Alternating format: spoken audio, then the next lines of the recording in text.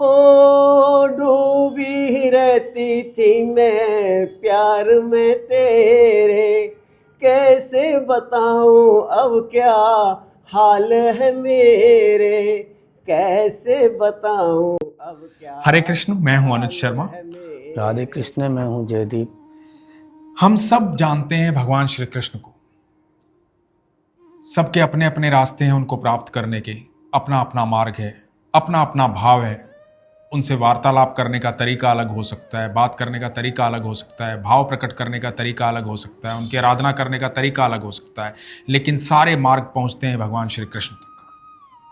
इन्हीं सब मार्गों में से एक मार्ग है निज आनंद संप्रदाय का।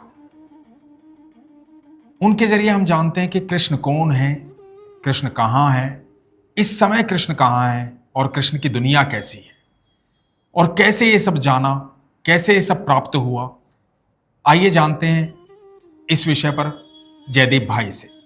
तो जयदीप भाई, सबसे पहले बताइए कि किस प्रकार ये संप्रदाय शुरू हुआ और आपके संप्रदाय के अनुसार भगवान श्री कृष्ण है कौन। और आपने जैसे बताया कि हम ये भी जानते हैं कि अभी भगवान श्री कृष्ण कहाँ हैं जी। तो ये सारी वार्तालाप आज आपके साथ करते हैं। जी। तो आप बताइए। तो हमारा, मैंने लास्ट टाइम बताया कि निजानंद संप्रदाय के नाम से हमारा संप्रदाय जाना जाता है और पेट नेम उसका श्री कृष्ण प्रणामी मंदिर भी, जिससे कि प्रणामी मंदिर इसलिए कि सब देव देवता आपस में प्रणाम से संबोधन आपस में करते हैं, तो प्रणामी इसलिए हमने ये रखा है।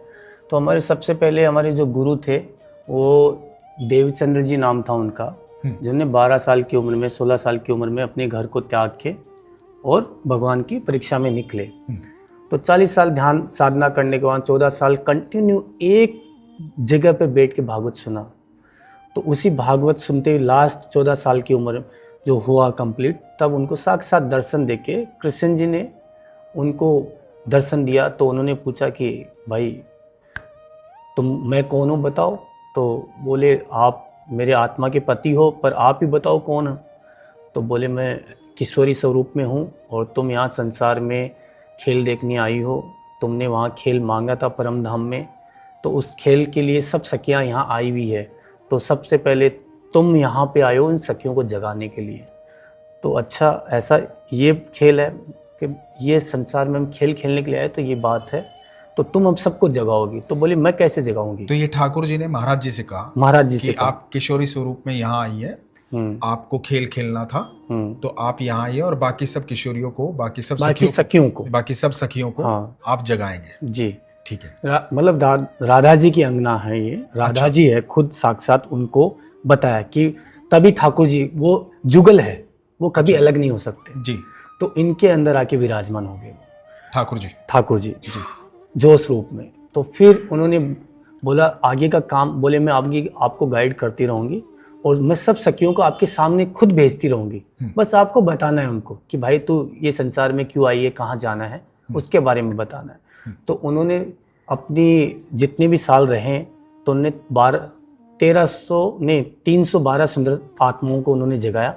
उनमें से मेन आत्मा महराज ठाकुर नाम के ये थे, जिनका नाम फिर हम प्राणनाथ जी पढ़ा। प्राणनाथ जी क्यों पढ़ा कि पहले ठाकुर जी इनके अंदर, इनकी आत्मा में आके बैठे, फिर जब इनका धाम गमन हुआ तो फिर यही यहाँ पे ठाकुर जी कन्वर्ट हो गए, इनकी आत्मा में आके विराजमान हो गए। तो ऐसे करके ये हमारी निजानंद संप्रदाय चालू हुआ, जिससे क्या हुआ, फिर धीरे धीरे वाणी अवतरित होने लग गई। वाणी इनके मुख से नहीं बोली, इनके आवेश रूप में जो बैठ के कृष्ण जी है वो साक्षात एक एक वर्ड बोलते गए, जिसमें पहले व्रज बोला, फिर रास व्रज का आया, सारे एक एक चीज़, फिर रास के बारे में बताया, सारी चीज़ें बताई। फिर ऐसे करके वाणी धीरे धीरे उतरते हुए हमारी ये वाणी जो प्रकट हुई है, जो आज हम सेवा करते हैं, वो कृष्ण जी के खुद वचन बोले हुए उनकी हम सेवा करते हैं। तो ऐसे हमारा संप्रदाय ये चालू हुआ। तो इस जो भगवान के जो बोले गए वचन है, तो इस ग्रंथ का नाम क्या है? इसका हम स्वरूप साहिब के नाम से बोलते हैं, जिसका स्वरूप साहिब, हाँ, जिसका मतलब परमात्मा का स्वरूप है। इसको हम स्वरूप साहिब, अलग अलग चीज, मतलब आप आम आदमी को समझ में आए तो हम ग्रंथ बोल दो आप। तो आप उसका अध्ययन करते हैं, और उन्हीं की सेवा करते हैं। उन्हीं की सेवा करते हैं। इसका एक मतलब यही है कि जब भी कोई विग्रह है, जो मैंने आपको पहले भी बताया, हाँ, कि विग्रह तब बनता है जब एक ग्रंथ के उच्चारण से। तो हम रोज जब हम खुद उच्चारण करेंगे तो क्या हमारे अंदर स्वयं में जागृत हो रहे हैं। स्वयं में जागृत होना। बिल्कुल बिल्कुल। तो इस ग्रंथ में सारी चीजें हैं। इसलिए आपके यहाँ विग्रह की पूजा नहीं होती नहीं है, होती आप है। ग्रंथ को ही सब कुछ मानते हैं, ग्रंथ उन्हीं को को पोशाक धारण करवा के भगवान बिल्कुल, का बिल्कुल। वहां पर भगवान को प्रकट अवस्था सुबह में शाम मानते हैं। सेवा करते हैं सब। जैसे सब ये बैठने की सीटिंग है तो वो सब वहाँ यहाँ पे रखे हुए ग्रंथ, ये रोज डेली लोग सुंदर साथ आके पढ़ते हैं। रोज उनकी 3 चौपाई 4 चौपाई, और वो पढ़ते नहीं है, वो उनसे बात करते हैं। जैसे ठाकुर से बात करनी हो, कोई लेटर लिखा है, आप कोई भी अपनी लाइफ में लेटर लिखता है तो हमें क्या लगता है कि मेरे से बात ही कर रहा है। हाँ। तो ऐसे हम डेली बेसिस पे उनसे बात करते हैं। तो बात करने पर ज्ञान प्रकट होता है, इसक प्रकट होता है। तो ये मकसद इसका निजानंद संप्रदाय का सिंपल है कि आप रोज पढ़ाई करोगे। कोई भी बच्चा किताब को देखता रहेगा तब तो एग्जाम नहीं दे पाएगा। हाँ। पढ़ेगा तभी तो एग्जाम दे पाएगा। बिल्कुल। तो ये हम इसलिए पढ़ते हैं कि जिससे हम लास्ट में एग्जाम में हम पास हो सके। तो और ये आनंद भी प्रकट करता है daily अब basis पे। आपके संप्रदाय के अनुसार हाँ, जैसा ज्ञान प्राप्त हुआ, भगवान श्री कृष्ण कौन है? भगवान कृष्ण जी का मेन रूप है किशोरी स्वरूप, किशोरी तन है मेन। बाकी इनके अलग अलग डिपार्टमेंट है। एक बालक के रूप में अलग है उनका डिपार्टमेंट, मन रूप अलग है। हमारा मन बुद्धि एक साथ में है, चित्त एक साथ में, उनका डिपार्टमेंट सब अलग अलग है। वो एक हमारा चित्र है, हम अभी विराट दिखाएंगे आपको। आपने जैसे बताया था भगवान के 125 साल भगवान धरती पर रहे ठाकुर जी। मतलब ठाकुर जी तो आज भी विराजमान है, ठाकुर जी तो हर जगह है, कण कण में विद्यमान है। लेकिन वो शरीर, जिस शरीर की अवस्था को हम भगवान श्री कृष्ण के नाम से जानते हैं, तो 125 सालों में भगवान को आपने एक बार मुझे बताया था, डिफाइन किया था कि कितना समय भगवान साक्षात यहाँ पर रहे, किस किस प्रकार भगवान ने 125 साल बिताए। तो वो जो कृष्ण है, जो जिससे आप परिचित हैं, मैं चाहता हूँ कि आप हमें भी परिचित करवाएं ताकि और लोग भी जान सकें। तो आइए वहाँ चलते हैं। इसी से समझाते हैं। तो ये विराट है। जैसे अब अपनी फैमिली में एक फैमिली ट्री होती है, वैसे हमारा परमात्मा का भी एक ये फैमिली ट्री है। इसको समझना बहुत ज़रूरी है, उसके थ्रू आप समझ सकते हैं। ये सर्वपुरुष जो मैंने पहले भी आपको बोला था, तो सर्वपुरुष में अभी हम फिलहाल कहाँ हैं? हम यहाँ पे हैं। 7 लोक, 14 लोक है, 7 लोक धरती के नीचे है, 7 लोक धरती के ऊपर है। ये 14 लोक है। उसको सर्वपुरुष ने सपना देखा है। अक्सर पुरुष ने सपना देखा तो सर्वपुरुष सपने में प्रकट हुआ, और इस सर्वपुरुष के सपने से ये सारे ब्रह्मा विष्णु महेश ये तीनों प्रकट हुए। इन तीनों की वजह से ये 14 लोक प्रकट हुए। इन 14 लोक में जैसे भूलोक यहाँ है, स्वर्ग लोक यहाँ पे है, ये सारे 7 लोक ऊपर है, देव देवताओं के लोक है ये सब, जिसमें स्वर्ग तो यहीं आ गया। फिर नीचे जैसे नरक लोक है, जितने भी ये असुरों के लोक है, ये सब नीचे है, जमीन के नीचे। ऐसे 7 लोक है। ये 14 लोक मिलके सर्व पुरुष ने इन्होंने बनाया है। तो उसमें ब्रह्मा विष्णु महेश ये तीनों उसका रखवाली करते हैं। ब्रह्मा जो शर पुरुष है, हाँ, वो भगवान का मन है। अक्सर ये है मन। अच्छा, ये भगवान का सपना है सर पुरुष। अच्छा, भगवान का सपना है शर पुरुष। यस। तो भगवान के सपने में ये नारायण भगवान प्रकट हुए। नारायण भगवान ये प्रकट हुए। शेष साई नारायण प्रकट हुए। ठीक है। इससे फिर ये ब्रह्मा विष्णु महेश प्रकट हुए। हाँ। इनसे 14 लोक सृष्टि प्रकट हुई। तो ये भगवान के सपने में सपना चल रहा है। बस जैसे आपके सपने में सपना चल रहा है, आपके शरीर में भी सपना आता है, बिल्कुल वैसे ही ऊपर से सपने का कनेक्शन है। कृष्ण जी के मन रूप सपने चालू किया है। फिर नारायण भगवान ने सपना देखा तो ब्रह्मा विष्णु महेश पैदा हुए। ब्रह्मा विष्णु महेश के सपने से ये 14 सृष्टि जीव पैदा हुए। इन तीनों की सृष्टि चलाने वाले ये तीनों हैं। ब्रह्मा जी विष्णु जी विस्तार करते, ब्रह्मा जी ब्रह्मांड बनाते और उद्धार करते हैं। तीनों का अलग अलग काम है। तो उनमें से विष्णु भगवान ने 22 रोल किए। जैसे एक एक्टर है, एक मूवी में वो अलग अलग हीरो का रोल करता है। हाँ। उसका नाम अलग अलग होता है, पर करेक्टर करना, एक्टर तो एक ही है, एक्टर एक ही है, भिन्न अलग अलग फिल्म में अलग अलग किरदार निभाता है। अगर उस किरदार के नाम से उस एक्टर को ढूंढने जाओगे तो कभी मिलेगा? हाँ, नहीं मिलेगा। तो उस किरदार का नाम क्या है? हाँ, मेन तो किरदार कौन है? विष्णु जी। उसने 24 मूवी में काम किया है, ये समझो आप। कभी अलग अलग, कभी राम बन के आए, कभी अलग अलग बन के आए। हाँ। क्यों आए? इस सृष्टि को बताने के लिए। राम जी क्यों आए? कि भाई आप गृहस्थी में कैसे रहना है। बिल्कुल बिल्कुल। फिर गीता, हाँ, जैसे हर सिनेमा एक नई कहानी कहता है, नई शिक्षा देता है, बिल्कुल। उसी प्रकार ये एक हर एक युग, हर एक अवतार एक नया मैसेज लेकर के आ रहा नया था, मैसेज लेके संसार को नए तरीके से सिखा रहा था। इस संसार को हाँ, सिखाने के लिए। जैसे भगवान राम ने सिखाया कि मर्यादा में कैसे रहा कैसे जाए, रहे। और ठाकुर जी ने सिखाया कि मर्यादा में रखा कैसे जाए। कैसे रखा जाए। तो इनका ये 22 अवतार या 24 अवतार इन्होंने लिया, इन्होंने एक रोल निभाया, पर किसका रोल निभाया? एक रियल आत्मा का। आत्मा ही अलग अलग थी, राम की भी है आत्मा। जैसे एक रियल हीरो कोई काम करता है, उसकी स्टोरी पे एक्टर काम करता है, पर हीरो तो दूसरा है ना। बिल्कुल बिल्कुल। तो पर एक्टर कौन था? 24 मूवी में एक ही एक्टर था, हाँ, पर उसका नाम अलग अलग था, भिन्न भिन्न नाम था। हाँ, पर ऐसा तो नहीं हो सकता अब उसमें से ठाकुर जी एक हो गए। हाँ, उसमें से ठाकुर जी का जो पूर्ण ब्रह्म परमात्मा, जो मेन ठाकुर जी है, उनका रोल शरीर के रूप में अदा किया, जो 112 साल उन्होंने लीला की। तो विष्णु कभी बोलते हैं ना, विष्णु का अवतार था। तो आपके अनुसार, कथनानुसार, हम सब भगवान के सपने का हिस्सा है। सपने का हिस्सा है ना? तो आप हमें वहां तक भी बताओगे कि हम वास्तविक रूप में कहाँ पे हैं? हाँ, वो भी मैं बताऊंगा। हाँ। तो ये सारा, ये आप देखोगे, ये नक्शा कोई भी बाद में भी देख सकता है। तो ये एक दिन नाश होने वाला है। ये तो हमारे सारे ग्रंथ में है। हाँ, सपना टूट जाएगा तो ये खत्म हो जाएगा। जैसे शंकर जी ने क्या कहा? उमा कहूं मैं अनुभव अपना, सत हरि जगत है सपना। ये शंकर जी ने कहा अपने ग्रंथ में साफ साफ। हाँ। आप कहीं भी देखो तो क्या कहा? सत हरि भजन है सब सच्चा, और कुछ नहीं है, बाकी पूरा ब्रह्मांड हरि के अलावा सब सपना है। सपना है। ये शंकर जी ने उमा से कहा है। क्या बात है। ये आप लाइन कहीं भी कोई भी ग्रंथ में आपको मिल जाएगी। क्या बात है। गूगल भी आपको बता देगा। बिल्कुल बिल्कुल बता है ना। तो जब शंकर जी खुद ही करेंगे भाई सपना है, हरि के अलावा कोई है ही नहीं। अगर हरि ये होते, अब हरि तो जो कृष्ण जी का रोल निभाने वाले हैं 112 साल तक, तो इनके साथ में बैठे हैं वो। तो शंकर जी फिर कृष्ण जी से मिलने के लिए इतना उतावला क्यों हो रहे थे बचपन में? हाँ, महादेव कैलाश से आए थे यशोदा मैया के पास कि मुझे ठाकुर जी के दर्शन करने के लिए, ना, और जिद पे बैठ गए थे साथ में, एक साथ में है यहाँ पे। और जिद पे बैठ गए थे वहां। जिद में बैठ। तो जब 11 साल 52 दिन के थे, तब पूर्ण ब्रह्म परमात्मा आए थे केवल अपनी सखियों को खेल खिलाने के लिए, आनंद देने के लिए। कृष्ण जी का केवल आनंद का ही स्वरूप है, उसको कोई मतलब नहीं है किसी को क्या ज्ञान देना क्या देना। वो तो हर किसी को आनंद प्रकट करते हैं, आनंद के अलावा। तो इस बात को सरलता से समझे जी।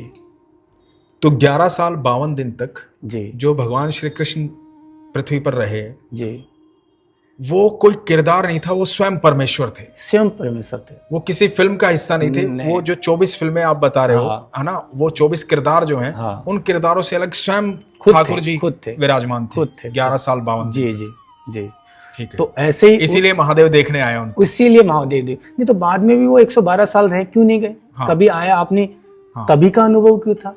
बाद में क्यों नहीं हुआ? बिल्कुल बिल्कुल। बाद में भी अगर आप देखो, आप थोड़ा थोड़ा लिंक जोड़ोगे ना, क्या होता है, एक बच्चा 30 साल पढ़ता है भाई एक छोटी सी तुच्छ सी नौकरी के लिए, आप पूर्ण ब्रह्म परमात्मा को जानना चाह रहे हो, थोड़ा बहुत तो दिमाग खोलना पड़ेगा, थोड़ा बहुत तो समझना पड़ेगा। हम चाहते हैं बस एक दिन में समझ जाए। आप थोड़ा बहुत और अनुभव करोगे तो और ऐसा होगा कि आपको समझ में आएगा कि भाई पूर्ण ब्रह्म परमात्मा का तो अलग ही स्वरूप है, वो तो लीला अलग ही है। तो जो शर पुरुष है, ये एक स्वप्न है।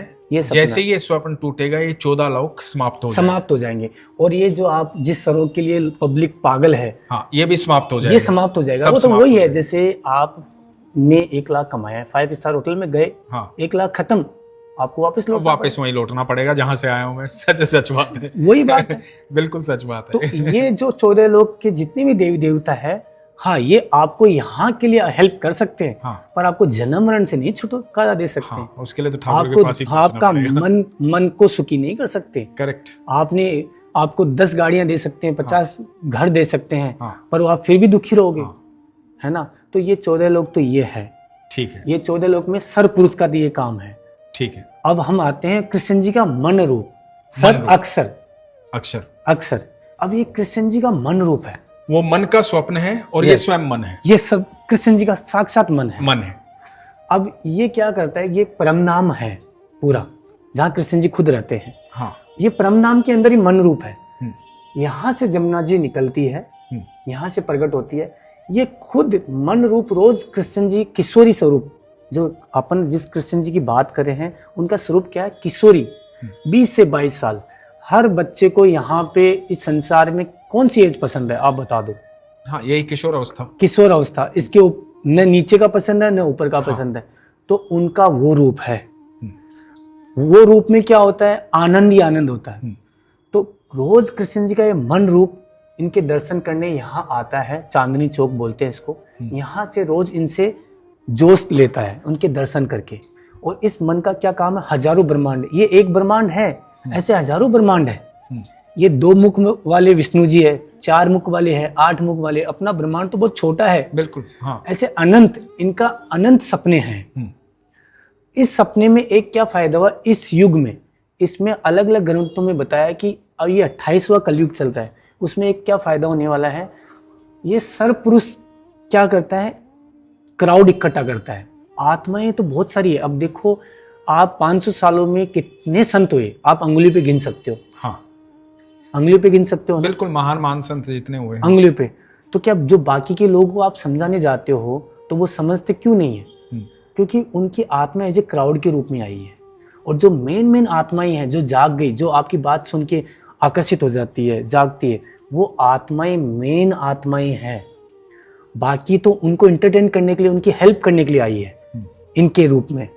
अब इसमें एक और फायदा क्या कि जो हेल्प करने आई है उनका भी इस बार भला हो जाएगा, इस बार उनको भी मुक्ति मिलेगी। हर बार वो जन्म लेती है, मरती है, पर अब की बार उनको भी मुक्ति मिलेगी।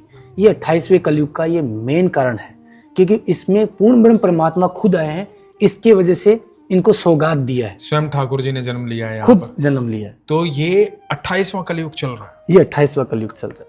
तो समझ में बड़े साधारण तरीके से आ गई, जो शर पुरुष है वो मन का स्वप्न है, मन का स्वप्न। अक्षर पुरुष जो है वो भगवान का मन है।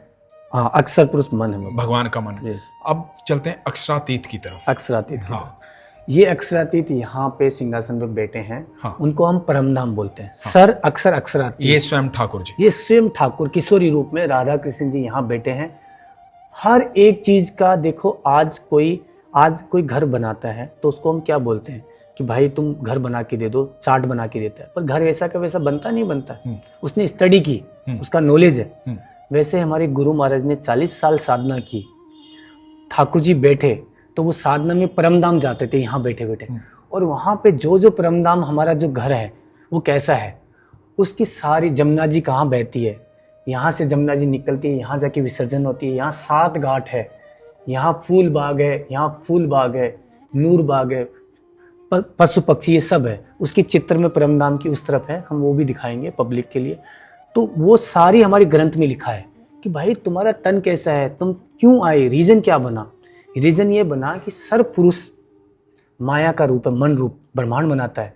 और यहाँ पे परमधाम में हम सखियाँ हैं, हम यहाँ आनंद में थे, तो ये दर्शन करने गए तो इन्होंने क्या देखा, पहली बार सखियाँ देखी, उनको लगा ये राधा कृष्ण जी के अलावा परमधाम में कोई नहीं है। पहली बार सखियों पे नजर पड़ी सर्व पुरुष की, तो सर्व पुरुष ने बोला ये सखिया आपके पास में इतनी सारी गोपियां हैं यहाँ पे, मुझे तो पता ही नहीं था। और गोपियों को पता चला कि कोई दूसरा पुरुष भी है, हम तो सोचे कृष्ण जी के अलावा कोई है ही नहीं। तो आपस में ये वार्तालाप हुई, तो हमने जिद कर लिया कि भाई कृष्ण जी, मतलब आपके अलावा तो कोई दूसरा पुरुष हमने तो कभी सोचा ही नहीं था, ये कौन है, हमें बताओ, हमें जानना है। बोले मत जानो, इनका काम अलग है, डिपार्टमेंट अलग है। तो ये क्या करते हैं, बोलिए हजारों ब्रह्मांड बनाते हैं और मिटाते हैं। मन है मेरा, ये मन है मेरा। वास्तविक तो मैं ही हूँ, लेकिन ये मेरा मन है। मन है, जैसे अपना मन क्या करता है, रात को सपना खड़ा करता है, सुबह तक मिटा देता है। दिन में 100 बिजनेस खड़ा करता है, एक बिजनेस कर नहीं पाता है, मिटा देता है। बिल्कुल, तो ये अनंत ब्रह्मांड खड़े करते हैं और मिटा देते हैं। तो बोले नहीं, ये कौन सा ब्रह्मांड है, हमें भी देखना है।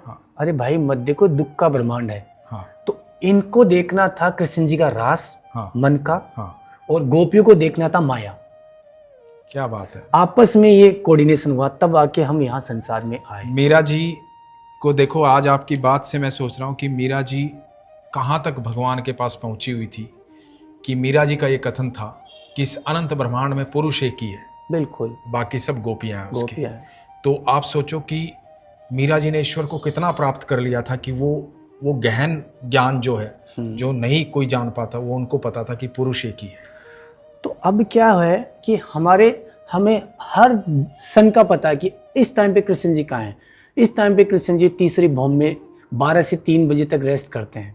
फिर मैं 3 बजे ध्यान में जाके उनको अलग अलग जगह लेके जाता हूँ। तो ये सांसारिक समय जो Yes, संसार yes. का समय है 12 से 3 का दोपहर का, उस समय भगवान विश्राम करते हैं। विश्राम करते 12 से 3, फिर वो उठेंगे, फिर उनकी श्रृंगार होगी, एक एक फूल मन से बनाओ, एक एक अंगूठी का फूल बनाओ, मानसिक मानसिक फूल गले जिस का, मन की आज हमने बात की, गले का फूल बनाओ, मन को काम देना है। हाँ, देखो मन को काम, वो देखो मन को काम और नहीं इससे दोगे, सुंदर कोई काम हो नहीं सकता। मन को काम नहीं दोगे तो वो संसार में अटका देगा। हाँ। और एक बार किसी मन एक चीज पे अटक गया तो 10 साल खराब कर देगा उस चीज को पाने के लिए। बिल्कुल बिल्कुल, मन से इससे सुंदर कोई काम हो नहीं सकता। तो मेरा तो यही काम है। बहुत सुंदर, बहुत सुंदर। तो ये कृष्ण जी का ये रूप है। अष्ट पैर की सेवा पूजा में कृष्ण जी कहाँ किस टाइम पे है, वो हमारे गुरु महाराज ने हर एक इस ग्रंथ में सारी चीजें लिखी है कि वो कितने बजे उठते हैं, कहाँ जाएंगे, कौन से वन में जाएंगे, आज कौन से पशु पक्षियों से मिलेंगे, आज कौन से घाट जाएंगे, ये सारी लीला हम उसी लीला में रहते हैं। स्वरूप साहिब में लिखा है बस सब कुछ। तो आइए एक बार वहां भी चलते हैं जहां हम सब हैं और हमारे ठाकुर जी हैं, ठाकुर जी है ना, वो स्थान भी दिखाते हैं, है ना। वो दिखाते हैं कि वो गोपियां हम कैसे ठाकुर जी को घेर के बैठी हुई हैं, हमारी आत्मा। तो पहले वो हम ये दिखाते हैं एक तस्वीर। तो ये जो परमधाम में हम 30 ये दोबारा लो एक बार। कोई बात नहीं, हाँ चलो हो जाए। ये प्रथम भूम में जब सखियां खेल मांगने के लिए आई संसार में, तो ये मूल मिलावा बोलते हैं इसको हम, कि जहाँ रोज हम कृष्ण जी, राधा कृष्ण जी सिंहासन पर बैठे हैं और सखियां ऐसे चारों तरफ उनको घेर के बैठी रहती है और वार्तालाप करती है। तो ये मूल मिलावा में जब हम संसार में आने से पहले मूल मिलावा 3 बजे की बात है। अब 3 बजे ठाकुर जी उठेंगे तो 3 बजे हम यहाँ पे घूमने जाते हैं वन में।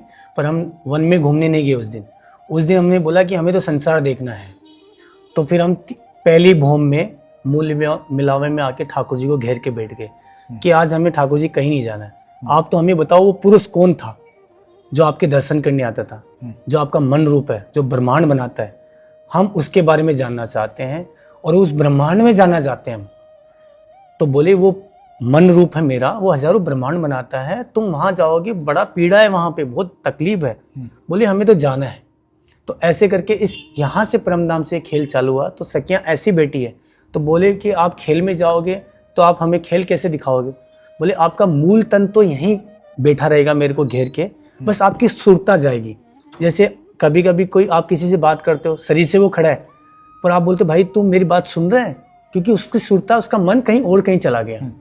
वैसे हमारा शरीर तो वहीं बैठा है। हाँ, जब हम सो रहे होते हैं शरीर तो बिस्तर पे ही बिस्तर होता है, पे लेकिन होता मन कहीं जाके ब्रह्मांड बना लिया। हाँ। वैसे ही हमारा मेन सुरता कृष्ण जी के चरणों में बैठी है। तो आपका अनुसार जो हम सब हैं, हाँ, हम सब ठाकुर जी के पास, हमारा शरीर वहीं पे है, जो वहीं इस तरह से ये जो सखियां बैठी हैं, यस, किशोरी स्वरूप, किशोरी तन, तो ये हम सब हैं, हम सब हैं। और बीच में हमारे ठाकुर जी बैठे हैं, राधा रानी बैठी हुई है ना। हाँ, बैठे हुए हैं। क्या बात है। तो अब हम भी स्वप्न का हिस्सा है, स्वप्न का हिस्सा है, तन वही है। हाँ। पर वहां की अपनी आत्मा यहाँ आ गई और वहां का जो किशोरी तन है वो घेर के बैठा हुआ है आज भी। तो इसका मतलब तो ये हुआ जयदीप भाई कि जिस दिन हमारा सपना टूटेगा, बस हम वही उस दिन सपना टूटते ही हमें सामने ठाकुर जी दिखाई देंगे। बिल्कुल, साक्षात पार। वही है, वही खेल है, वही खेल है। क्या बात है। वही खेल है। तो ये, और अब मैं परमधाम की एक एक चीज जहाँ हम घूमते हैं परमधाम में, हमारा घर कैसा है, उसकी तस्वीरें बताऊंगा। बिल्कुल। तो वो आप ग्रंथ के बारे में भी बताइए कि ये यहाँ पर ग्रंथ है, और यहाँ पर बैठ करके कोई भी जब कृष्णा प्रणामी मंदिर आता है तो वो बैठ करके यहाँ पे रोज उनसे बात करता है। जैसे आपको अगर बात करनी है कि ठाकुर जी आज क्या कहना चाहते हैं, तो वैसे ग्रंथ को खोलेंगे, एक चौपाई निकलेगी, वो आपके मन के मुताबिक निकलेगी, आपके सवाल का जवाब मिल जाएगा आपको। तो ऐसे डेली हमारे सुंदर साथ जो भी है सखियाँ, वो यहाँ आती है, मंदिर में पहले परिक्रमा लगाती है, भोग लेती है, फिर इनको पढ़ती है और फिर ठाकुर से बात करके फिर अपने काम पे निकलती है। क्या बात। तो ये हमारा इस यहाँ पे मंदिर का ये मेन सबका ये मकसद है कि आप रोज पढ़ाई करो, रोज उनसे बात करो ठाकुर से। अब हम परम धाम को देखते हैं। परम धाम को देखते हैं। हमारा जो परम धाम है, जो हमारा खुद का घर है, एक हमारे इस संसार के घर में क्या पसंद है कि कोई बगीचा भी हो सामने, हाँ। कोई समुंदर भी हो सामने, कोई जमुना जी भी बहती हो, तो वो साक्षात वहाँ पे है। जैसे आप, ये हमारा मेन घर है, हाँ। ठीक है, तो यहाँ से क्या है, यहाँ पे आप जाओगे तो जमुना जी यहाँ से निकलती है, यहाँ 7 घाट है अलग अलग, कभी हमें 7 घाटों में घूमना जाना है, कभी फूल बाग जाना है, तो ये हमारा फूल बाग आ गया, एक एक फोटो है। ये दूब दुलीचा आ गया, कभी सखियाँ कृष्ण जी के साथ घूमने जाती है अलग अलग, ये दूब दुलीचा है जिसमें दूब उगी हुई है, जिसमें हम भागते हैं। फिर ये अनवन है, अनवन मतलब जहाँ पे हमारा अन्न होता है। ऐसा नहीं कि वहाँ पे सब कुछ है हर एक चीज़, पर नूरी तन है, नूरी सब चीज़ें है। फिर अपना लाल चबूतरा जिसमें पशु पक्षी का मुजरा देखते हैं, खुद कृष्ण जी के सामने बैठते हैं, हम गोपियाँ बैठते हैं, पशु पक्षी कोई नाच करके दिखाता है, कोई घूम करके, कोई दौड़ के दिखाता है। कभी कभी खरगोश और हाथी आपस में लड़ते हैं, तो खरगोश बोलता है कि मैं हाथी को हरा दूंगा, तो खरगोश में इतनी ताकत कृष्ण जी जोश भर देते हैं कि वो हाथी को फेंक देता है उछाल के। तो ऐसे हंसी खेल होता है वहां पे। तो वहां पे परम धाम में पूरा हंसी खेल का ये सब है। फिर ये पश्चिम की चौगान है कि हम सब सखियां एक रेती होती है, उसमें दौड़ते हुए कृष्ण जी के साथ में घूमते फिरते रहते हैं। ये सब जमुना जी, मेन जमुना जी यहाँ से निकलती है और यहाँ आके विलीन हो जाती है।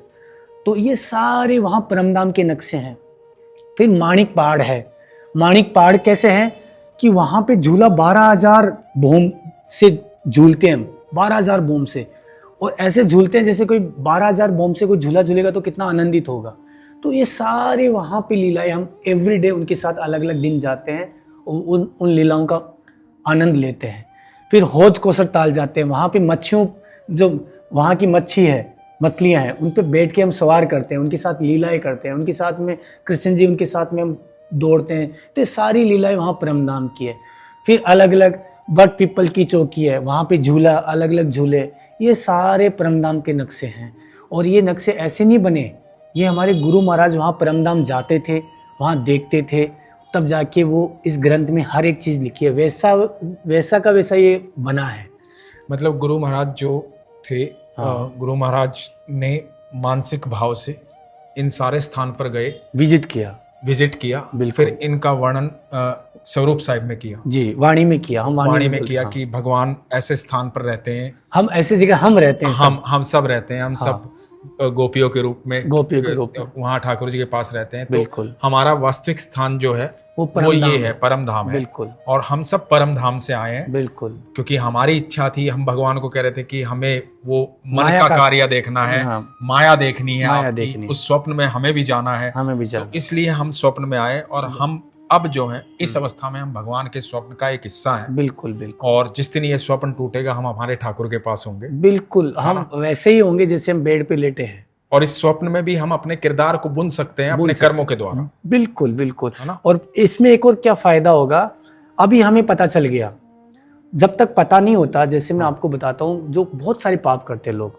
पर बोलते हैं पहले का पाप तो बहुत ज्यादा थे, तो अभी उन्होंने एक और शर्त रख दी, अच्छा तुम अपना पाप, तुम्हारा पाप मैं सब भूल जाऊंगा, पर तुम्हें सब एक शर्त रख दी कि तुम्हें सामने वाला का भी पाप भूलना पड़ेगा, कि भाई तुम्हारा दुश्मन है उसका भी भूलना पड़ेगा। क्या बात है, बड़ी सुंदर बात है ये तो तुम्हारा 0 हो जाएगा। हाँ। पर तुम ऐसे सोचो मेरा तो भूल जाओ और मैं दूसरे का नहीं भूलूं, तब तुम्हें माफ नहीं होगा। वहां पे हंसी होगी, जैसे बच्चा अपने घर को छोड़ के भाग गया माँ बाप को चैलेंज करके कि मैं कमा के दिखाऊंगा, और वो घर लौटा कुछ करके नहीं आया, तो माँ बाप क्या होते हैं, हंसी होती है उसकी। हाँ। वैसे हमारी हंसी नहीं हो, वहां पे हम प्राउडली वहां पे जाए और हमें शाबाशी मिले, नहीं बेटा तूने बहुत अच्छा काम करके आया, तुमने चैलेंज करके गया, पर तुम मुझे भूला नहीं। अगर हम यहाँ पे उनको नहीं भूलेंगे तो वहां हमारी तारीफ बुनी जाएगी। और अगर जिसने यहाँ पे आके भूल गया, जानने के बाद में भी अनजान बन गया, तो वहां पे उन जन्म मरण के चक्कर में पिसते जाओ। तो बहुत अच्छा लगा जयदीप भाई आपसे वार्तालाप करके। मैं आप सबको भी एक बात बता देना चाहता हूँ, दो बड़ी सुंदर बातें जो अभी कही। एक तो हमें अपने परम धाम को कभी नहीं भूलना है, जहाँ से हम सब आए हैं, कि हम ठाकुर जी के बहुत समीप हैं, उनके पास ही हैं। जिस दिन ये स्वप्न टूटेगा हमें ठाकुर जी और राधा रानी साक्षात दिखाई देंगे। जो दूसरी बात कही वो भी बड़ी महत्वपूर्ण है, कि हम चाहते हैं कि हमारे सारे दोष जो हैं वो माफ़ हो जाएं, हम दोष मुक्त हो जाएं।